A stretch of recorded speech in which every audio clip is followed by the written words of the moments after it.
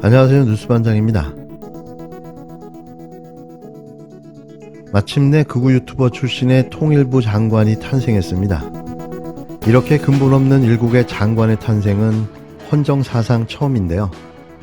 이건 마치 통일부 죽이기의 일환으로 보여집니다. 그냥 대충 아무나 데려다 앉혀놓은 거죠. 이 부서가 제대로 작동할 수 있을까요? 이미 통일부 직원에 대한 대규모 감축을 예고한 마당에 뭘 더 기대해야 할까요? 윤석열 대통령은 28일 오전 김용호 통일부 장관 임명을 제가했는데요. 청문회 보고서가 채택되지 않았지만 임명을 강행한 겁니다. 지난달 29일 윤석열 정부 두 번째 통일부 장관으로 성신여대 정치외교학과 교수인 김 장관을 내정한 지 한 달 만인데요. 앞서 윤 대통령은 국회가 김 장관 인사청문 개최 후 인사청문 경과 보고서를 제출 시한인 24일까지 채택하지 못하자 다음날 청문 보고서 재송부를 요청했습니다. 재송부 시한인 전날 27일에도 국회로부터 청문 보고서를 받지 못하자 이날 임명 절차를 강행한 건데요. 묻지도 따지지도 않고 하고 싶은 대로 꼴리는 대로 마구잡이 국정 운영을 밀어붙이고 있는 겁니다. 국회가 재송부 요청에 응하지 않으면 대통령은 국회 청문 보고서 채택 없이도 장관 후보자를 임명할 수 있는데요. 지금까지 단 한 명이라도 청문 보고서가 채택된 적이 있었나요? 몇 명은 있었던 걸로 기억은 나는데 가물가물합니다. 나머지는 그냥 임명 강행하는 거죠. 대한민국 정부가 이렇게 엉망진창이었던 적이 있었나요? 그저 웃음밖에는 안 나옵니다.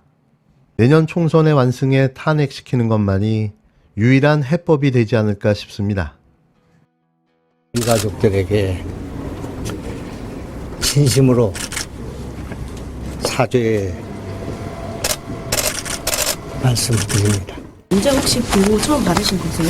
9시 44분에 오창에서의 침수 사고가 발생한 것을 보고를 받았고 오송 한두 명의 그 사상자가 났구나 그런 정도만 생각을 했고 긴박성 엄청난 사고가 일어났다는 생각을 하지 못했던 것 같습니다. 제가 거기 갔다고 해서 상황이 바뀔 것은 없다고 생각합니다. 제가 거기 갔다고 해서 상황이 바뀔 것은 없다고 생각합니다. 제가 거기 갔다고 해서 상황이 바뀔 것은 없다고 생각합니다. 워낙 이게 지금 골든타임이 짧은 그런 상황에서 전개됐고 임시 제방이 붕괴되는 상황에서는 어떠한 조치도 그 효력을 또 생명을 구하는 데 어려움이 있었다고 생각하는데 김영한 충북도지사, 이분의 강철 멘탈은 역대급인데요. 나라가 재해로 엄청난 인명 피해가 났던 기간, 그는 자신이 소유한 땅 주변 정리를 위해 입찰 공고를 강행했습니다. 인명보다 자신의 땅이 더 중요했기 때문인데요. 그런데 이 입찰 공고 역시 행정 절차 없이 밀어붙인 것으로 확인됐습니다. 내부 결재도 없이 입찰 공고를 먼저 올리고 나중에 절차를 밟은 건데요. 뭐가 그렇게 급했던 걸까요? 자신의 땅 정비가 수해 피해를 입은 도민들의 생명과 안전보다 더 중요했을까요? 김도지사의 행태에 경악을 금할 길이 없습니다. 오송 지하차도 참사가 일어난 다음날 충청북도가 김영한 지사의 땅이 있는 고향마을 앞 도로정비 공사를 발주했다는 놀라운 보도가 전해졌습니다. 보도 당시 충청북도는 정상적인 행정 절차였다고 해명했는데요. 확인 결과 이 공사는 내부 결재도 없이 입찰 공고부터 올린 뒤 뒤늦게 관련 절차를 거친 것으로 확인됐습니다. 오송 지하차도 참사 다음 날인 지난 16일 충청북도 도로관리사업소가 조달청을 통해 발주한 사업인데요. 내용은 급경사지 붕괴 위험지역에 옹벽을 정비하는 공사였습니다. 그런데 다리를 건너가면 김영한 지사와 가족이 소유한 14만 제곱미터의 땅이 있었는데요.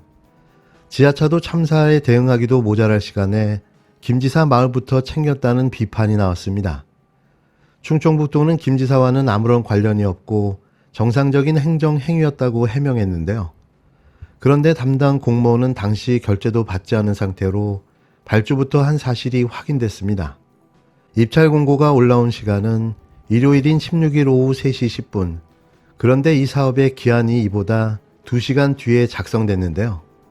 최종 결재권자인 사업소장까지 결재가 완료된 건 이틀 뒤인 지난 18일 오전 6시 45분이었습니다.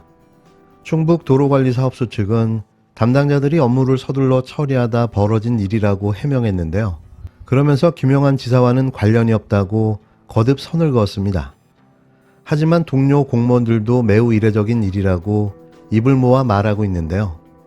도로관리사업소는 오송 지하차도 통제를 관할하는 부서로 입찰을 올린 일요일 당시 실종자 수색종으로 비상이 걸린 상태였습니다.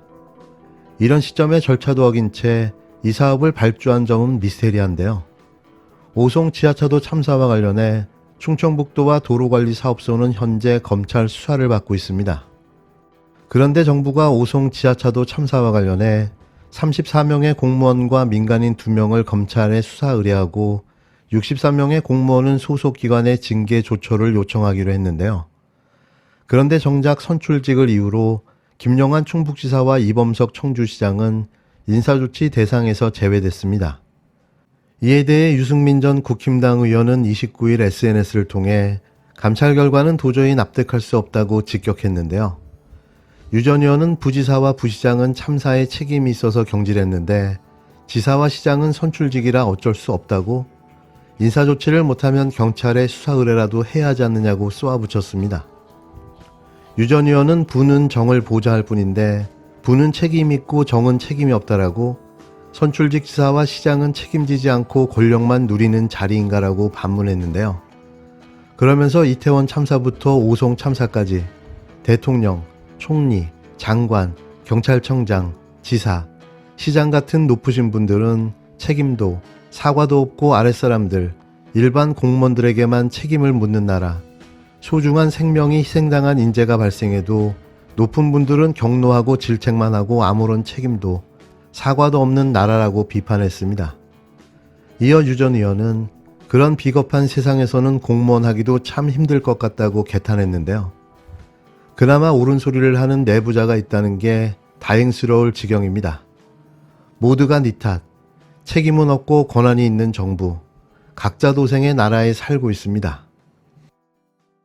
김영환 도지사는 수해 복구보다 자신의 땅 관리가 더 급했습니까?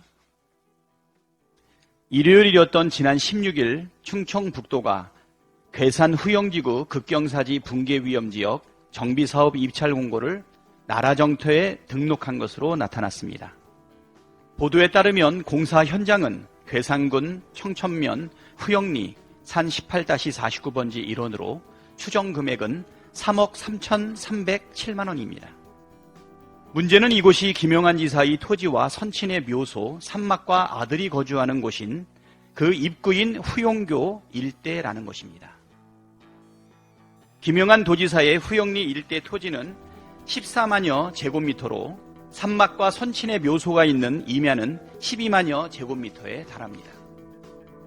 충청북도 관계자는 도지사와 연관성은 없다고 해명했다고 합니다. 하지만 담당 공무원이 순전히 개인적 판단으로, 그것도 일요일에 하필이면 도지사 소유 땅 진입로 다리 인근을 콕 집어서 입찰 공고를 냈다는 말을 믿으라는 겁니까? 최근 5년간 충청북도가 장마철인 7, 8월에 정비사업을 발주한 사례는 한 건도 없었습니다.